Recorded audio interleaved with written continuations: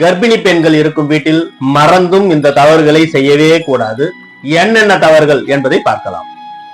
கர்ப்பமாக இருக்கக்கூடிய பெண்ணின் வீட்டில் உள்ளவர்கள் சிதறு தேங்காய் உடைக்க கூடாது. அதே மாதிரி பூசணிக்காய் சுற்றி போட்டு உடைக்க கூடாது. இது ரெண்டும் பெரிய தவறுகளாகும். பெண்கள் கர்ப்பமாக இருக்கும் போது அந்த வீட்டில் உள்ளவர்கள் ஆடு வெட்டியோ கோழி அறுத்தோ நேர்த்தி கடன் செலுத்தக்கூடாது. மொட்டை அடிக்க கூடாது. இதெல்லாம் ரொம்ப முக்கியமானவை. புதிய வீடு கட்டி கபாலம் போடக்கூடாது. செங்கல் சூளை போடக்கூடாது. கர்ப்பமான பெண்கள் இறுதி ஊர்வலங்களில் கலந்து கொள்ளக்கூடாது. கருவுற்றிருக்கும் பெண்ணுக்கு சம்பந்தப்பட்டவர்கள் வெளிநாடு செல்வதோ தீர்த்த யாத்திரைகள் செல்வதோ கூடவே கூடாது. கர்ப்பிணி பெண்கள் சூரிய நமஸ்காரம் செய்யக்கூடாது.